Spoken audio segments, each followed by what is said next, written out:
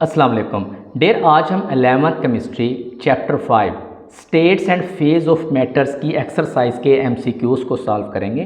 तो चलते हैं अपने टॉपिक की तरफ। London dispersion forces are the only forces present among molecules of water in liquid state, atoms of helium in gaseous state at high temperature और molecule of solid iodine.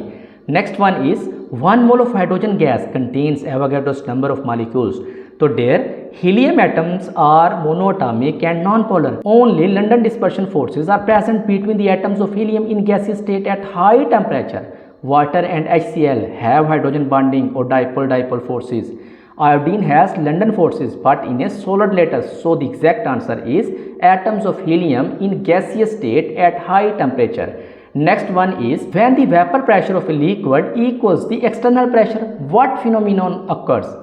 First option is sublimation, second condensation, third boiling and fourth one is freezing. So dear, boiling occurs when vapor pressure inside the liquid equals the external atmospheric pressure. So the exact answer is boiling. Next, when water freezes at 0 degree centigrade, its density decreases due to first one is cubic structure of ice, second option is empty spaces present in the structure of ice, third option is decrease in volume and fourth option is decrease in viscosity. So there, hydrogen bonding in ice creates open lattice structure with gaps due to which volume increases and making it less dense than liquid water because D is equal to M over V. Volume बढ़ेगा तो density कम हो जाएगी. So the exact answer is empty spaces present in the structure of ice, जिसकी वजह से volume increase हो जाएगा, डेंसिटी कम होगी और बर्फ पानी के ऊपर तैरना शुरू कर देगी. Next is which of the following is the correct sequence of increasing delta H we values of substance mentioned. तो डेयर, यहाँ जितने भी ऑर्डर यहाँ पे दिए हुए हैं इनमें से कोई भी इस स्टेटमेंट के मुताबिक करेक्ट नहीं है. मैं आपको बताता हूँ. Delta H V enthalpy of vaporisation increase with internal molecular forces. Intermolecular forces increase होती जाएंगी तो delta H V enthalpy of vaporisation increase होगी. यहाँ पे उसने पूछा है इंक्रीजिंग ऑर्डर, यानी आपने बताना है लोअर से हायर की तरफ. यानी सबसे पहले आपने बताना है कि डेल्टा एच वी कम किसकी होगी, फिर उससे ज़्यादा, फिर उससे ज़्यादा. तो इन चारों में से कोई भी यहाँ पे करेक्ट ऑप्शन नहीं है. F2 के अंदर डिस्पर्शन होती है, डेल्टा एच वी इसकी सबसे कम है. उसके बाद अमोनिया में हाइड्रोजन बॉन्डिंग पाई जाती है.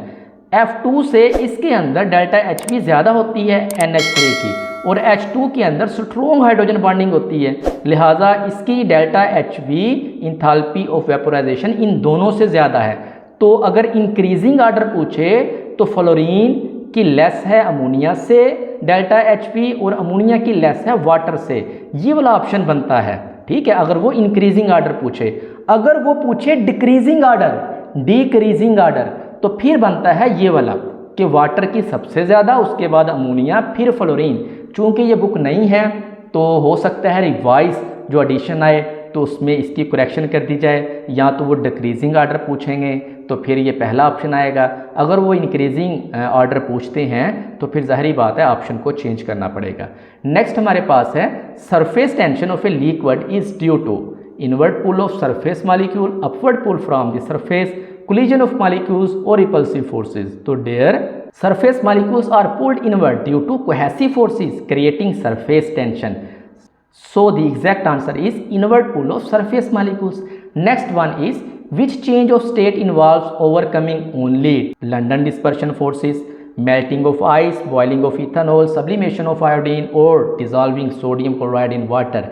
So there, iodine is non-polar, so only London dispersion forces are overcome during sublimation. So the exact answer is sublimation of iodine. Next, in which of the following substances are London dispersion forces the only significant intermolecular forces present? Ammonia, water, methane or hydrogen fluoride. So there, CH4 is non-polar, so only London dispersion forces act. So the exact answer is methane. Next is which of the following is a characteristic property of crystalline solids? They have a range of melting points, they are isotropic, they have a definite and sharp melting points, or they lack a regular arrangement of particles. Their crystalline solids have ordered structures giving them a sharp melting point. So the exact answer is they have definite and sharp melting point. Next, which of the following liquids would you expect to have the highest viscosity at a given temperature? Water, ethanol, diethyl ether or glycerol? So there, glycerol forms multiple hydrogen bonds, making it highly viscous. So the exact answer is glycerol. Next is, which type of intermolecular force is present in all types of molecules regardless of their polarity? Dipole-dipole forces, hydrogen bonds, London dispersion forces or ion dipole forces? There, London dispersion forces are universal, present in all molecules, polar or non-polar. Next is, liquid crystal exhibit properties only like solids, only like liquids, between solids and liquids, unlike solids or liquids.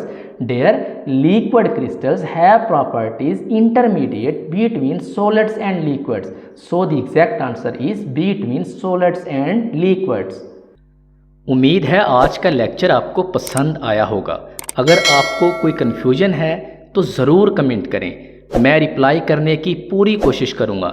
Lecture अच्छा लगा हो तो video को like करें, share करें और channel को subscribe करना ना भूलें। शुक्रिया।